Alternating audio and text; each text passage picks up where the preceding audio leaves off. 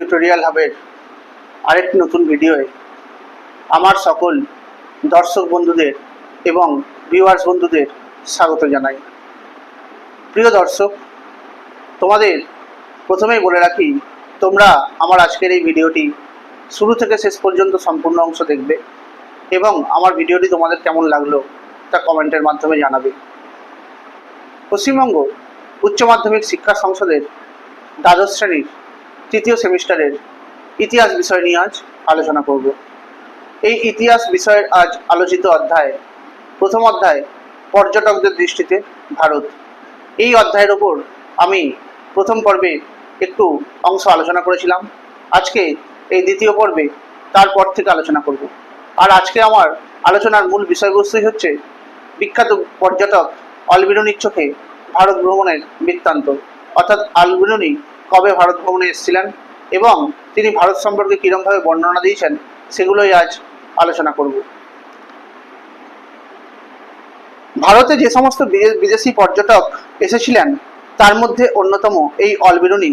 তিনি একাধারে ছিলেন জ্যোতির্বিদ, গণিতজ্ঞ, দার্শনিক, নৃতত্ত্ববিদ, ভূগোলবিদ এবং তার সঙ্গে সঙ্গেই স্বনামধন্য ঐতিহাসিক। তিনি 973 খ্রিস্টাব্দে মধ্য এশিয়ার খোয়ারিজম প্রদেশে, যার বর্তমান নাম উজবেকিস্তান, জন্মগ্রহণ করেছিলেন। তিনি সিরীয়, আরবি, ফার্সি, হিব্রু এবং সংস্কৃত ভাষায় গভীর ব্যুৎপত্তি অর্জন করেছিলেন। তিনি গ্রিক ভাষা জানতেন না, কিন্তু গ্রিক সাহিত্যের আরবি অনুবাদ পড়ে তিনি প্লেটো ও অন্যান্য গ্রিক দার্শনিকদের দর্শনের সঙ্গে তার পরিচয় ঘটিয়েছিলেন। 1017 খ্রিস্টাব্দে গজনির সুলতান মাহমুদ খোয়ারিজম রাজ্য অভিযানের সময় অলবিরুনি সহ বহু পণ্ডিতকে গজনিতে নিয়ে এসেছিলেন।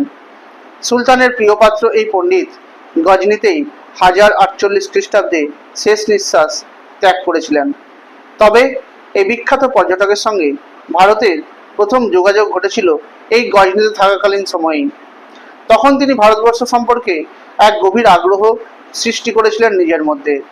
8ম শতক থেকে সংস্কৃত ভাষায় লেখা জ্যোতির্বিদ্যা, গণিত, ভেষজবিদ্যা ইত্যাদি নানা বিষয়ের গ্রন্থ তিনি আরবি ভাষায় অনুদিত করেছিলেন। এগুলি পাঠ করে তিনি ভারত সম্পর্কে উৎসুক হয়ে উঠেছিলেন। সুলতান মাহমুদ পাঞ্জাব দখল করলে অলবিরুনি তখন ভারতের সঙ্গে ঘনিষ্ঠভাবে পরিচিত হওয়ার সুযোগ পেয়েছিলেন। আর এখানেই তিনি ব্রাহ্মণ পণ্ডিতদের সংস্পর্শে এসে সংস্কৃত ভাষা শিখেছিলেন এবং সংস্কৃত ভাষায় লেখা ধর্ম ও দর্শন বিষয়ক গ্রন্থগুলি তিনি পাঠ করতে সক্ষম হয়েছিলেন। তবে প্রসঙ্গত উল্লেখ্য যে পতঞ্জলির মহাভাষ্য সহ বহু সংস্কৃত গ্রন্থের আরবি অনুবাদ অলবিরুনি করেছিলেন। আবার এই অলবিরুনির করা গ্রিক গণিতজ্ঞ ইউক্লিডের রচনার সংস্কৃত অনুবাদও এই ক্ষেত্রে এক বিশেষ উল্লেখের দাবি রাখে। তবে মূলত পাঞ্জাব এবং উত্তর ভারতের কিছু অঞ্চল পরিভ্রমণ করে অলবিরুনি ভারত ও সমাজ ও সংস্কৃতি বিষয়ে অভিজ্ঞতা সঞ্চয় করেছিলেন। আর তাই সুলতান মাহমুদের সঙ্গে অলবিরুনির সম্পর্কের কথা বলতে গেলে বলা যায় তাদের মধ্যে সম্পর্ক ছিল এক অদ্ভুত। বাস্তবে সুলতান মাহমুদ ছিলেন বিজয়ী, অপরদিকে অলবিরুনি ছিলেন যুদ্ধবন্দী। খোয়ারিজম থেকে মাহমুদের রাজধানী গজনিতে এসে তিনি রাজজ্যোতিষীর পদে নিযুক্ত হয়েছিলেন। অবশ্য যুদ্ধবন্দী হলেও সুলতান মাহমুদ তাকে পছন্দ করতেন। এমনকি অলবিরুনির বিভিন্ন সাহিত্যকর্মের খুব পৃষ্ঠপোষকতাও করেছিলেন সুলতান মাহমুদ। আর সুলতান মাহমুদ 1000 থেকে 1027 খ্রিস্টাব্দের মধ্যে ভারতে মোট 17 বার আক্রমণ করেছিলেন। এরপরে আসছে এই অলবিরুনির লেখা বিখ্যাত গ্রন্থ কিতাব উল হিন্দ সম্পর্কে। অলবিরুনি ভারতের অভিজ্ঞতা সম্পর্কিত তার বর্ণনা বা বিবরণ তার বিখ্যাত গ্রন্থ কিতাব অল হিন্দ বা কিতাব উল হিন্দ গ্রন্থে লিপিবদ্ধ করেছিলেন। তবে মূল গ্রন্থটি খুব সহজভাবে আরবি ভাষায় তিনি লিখেছিলেন। সম্ভবত উপমহাদেশের সীমান্তবর্তী মানুষের কাছে ভারতের পরিচয় পৌঁছে দেওয়ার জন্যই তিনি এই আরবি ভাষাকে ব্যবহার করেছিলেন।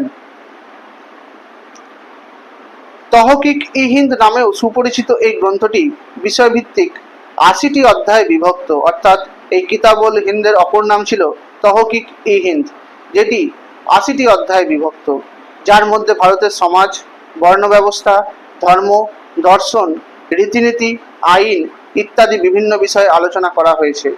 তবে প্রসঙ্গত উল্লেখ্য, অনেক সময় অধ্যায় শুরুই হয়েছে একটি প্রশ্নের মধ্য দিয়ে।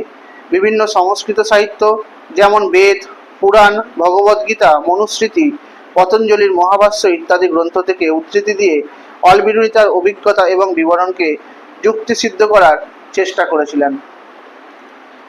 এই হিন্দু শব্দটির উৎপত্তি কিভাবে হলো সে কথা বলতে গেলে বলা যায়, বর্তমানে এই প্রচলিত হিন্দু শব্দটির উদ্ভব হয়েছিল কোনো এক প্রাচীন পার্সিক শব্দ থেকে। আনুমানিক ষষ্ঠ থেকে পঞ্চম শতাব্দী, খ্রিস্টপূর্ব ষষ্ঠ থেকে পঞ্চম শতাব্দী নাগাদ সিন্ধু নদের পূর্বের এলাকাকে বোঝাতেই এই হিন্দু শব্দটির ব্যবহার করা হয়েছিল। আরবরাও পার্সিকদের মতো এই অঞ্চলকে অল হিন্দ এবং এখানকার অধিবাসীদের হিন্দি বলে উল্লেখ করেছিলেন। পরবর্তীকালে অবশ্য তুর্কিরা এই অঞ্চলের অধিবাসীদের হিন্দু এবং অঞ্চলটিকে হিন্দুস্তান এবং এখানকার ভাষাকে হিন্দাবি বলে অভিহিত করেছিলেন। তবে এই হিন্দু শব্দটি কোনো ধর্মকে বোঝাতে কিন্তু ব্যবহার করা হয়নি। হিন্দু শব্দটি ধর্মকেন্দ্রিক হয়ে উঠেছে অনেকটাই পরের দিকে। এরপরে অলবিরুনি ভারত সম্পর্কে অভিমত দিতে গিয়ে কি বলেছিলেন, বা ভারতীয়দের মানসিকতা সম্পর্কে তিনি যা বলেছিলেন সেটি হলো, অলবিরুনি তৎকালীন ভারতবর্ষে অনুপ্রবেশকারী মুসলমানদের প্রতি ভারতীয় তথা হিন্দুদের স্বাতন্ত্র বোধ সম্পর্কে তার হতাশা প্রকাশ করেছিলেন। অলবিরুনির মতে হিন্দুরা মুসলমানদের সম্পূর্ণভাবেই আলাদা এবং বিপরীত সংস্কৃতি ও প্রকৃতির মানুষ বলে মনে করতেন। তবে ভারতীয়রা মনে করেন তাদের সভ্যতা, সংস্কৃতি, সমাজ ব্যবস্থা, রাষ্ট্র ব্যবস্থা, ধর্মভাবনা ইত্যাদি বিষয়গুলি বিশ্বের যে কোনো দেশের তুলনায় অগ্রণী। তবে অন্য দেশের সভ্যতা সংস্কৃতির সঙ্গে পরিচিতি হলে ভারতীয়দের এমন ধারণা পাল্টে যাবে বলে অলবিরুনি মত প্রকাশ করেছিলেন। রাজনৈতিক অবস্থার কথা বলতে গিয়ে তিনি বলেছেন, ভারতের রাজনৈতিক অবস্থার মধ্যে এক অনৈক্য দেখতে পাওয়া গিয়েছিল, যেটা কিন্তু এই অলবিরুনির দৃষ্টিও এড়িয়ে যায়নি। তার এদেশে অবস্থানকালে একাধিক ছোট ছোট রাজ্য ও রাজতন্ত্রের অস্তিত্ব ছিল বলে অলবিরুনি উল্লেখ করেছেন। মালব, কনৌজ, কাশ্মীর ইত্যাদির নাম তিনি এই ক্ষেত্রে উল্লেখযোগ্য বলে লিখেছেন। এই সকল রাজ্যগুলির মধ্যে তিনি বলেছেন যে নিরন্তর বিবাদ এবং যুদ্ধ লেগেই থাকত। কনৌজের পার্শ্ববর্তী অঞ্চল অল হিন্দের মধ্যবর্তী স্থানে অবস্থিত হওয়ায় তা মধ্যদেশ নামে পরিচিত ছিল। শুধু ভৌগোলিক দিক থেকেই নয়, ভারতের রাজনীতিরও কেন্দ্রবিন্দু ছিল এই অল হিন্দ অঞ্চল। ভারতের রাজনৈতিক অবস্থার মধ্যে অনৈক্য এবং বিবাদ বহিরাগত আক্রমণকারীদের, বিশেষত মুসলমান কর্তৃত্ব স্থাপনের সহায়ক হয়েছিল। একই সঙ্গে অলবিরুনি আরও বলেছেন যে ভারতে তুর্কি অভিযান বিদেশিদের সঙ্গে হিন্দুদের সম্পর্ককে অধিকতর তিক্ত করে তুলেছিল। সুলতান মাহমুদ এদেশের সমৃদ্ধিকে ধ্বংসস্তূপে পরিণত করেছিলেন। হিন্দুরা ধূলিকণার মতো চতুর্দিকে ছড়িয়ে পড়েছিল। স্বভাবতই মুসলমানদের প্রতি ঘৃণা ছাড়া হিন্দুদের মনে আর কিছুই তখন অবশিষ্ট ছিল না। তাই অলবিরুনির মতে সুলতান মাহমুদের সেনাবাহিনীর এই ধ্বংসকার্য হিন্দু মন্দির, বিশেষত গুজরাটের সোমনাথ মন্দির এবং দেবদেবীর ওপর আক্রমণ কার্যত নবাগত ইসলাম ধর্মকে নিছক একটি ধ্বংসাত্মক, পরধর্ম বিদ্বেষী এবং দর্শন হিসেবেই উপস্থাপিত করেছে। অলবিরুনি বর্ণ এবং জাতির কথা বলতে গিয়ে বলেছিলেন, আদি বৈদিক যুগে বর্ণ বলতে গায়ের রঙকেই বোঝানো হতো। তবে পরবর্তী বৈদিক যুগে 4টি বর্ণকে ধর্মভিত্তিক করা হয়েছিল। এই 4টি বর্ণ ছিল ব্রাহ্মণ, ক্ষত্রিয়, বৈশ্য এবং শূদ্র। জন্ম অনুসারে এদের পেশা নির্ধারিত হয়েছিল, আর এর থেকেই উদ্ভব হয়েছিল সমাজের মধ্যে জাতি বৈষম্য। আজকের ভিডিওয়ে তোমাদের আমি এটুকু অংশই আলোচনা করলাম। এই অধ্যায়ের বাকি অংশ পরবর্তী ভিডিওগুলোতে আলোচনা করব। তোমরা আমার ভিডিওটি লাইক করে দেবে, কমেন্ট করে দেবে, শেয়ার করে দেবে, আর চ্যানেলটি নতুন দেখে থাকলে চ্যানেলটি সাবস্ক্রাইব করে দেবে।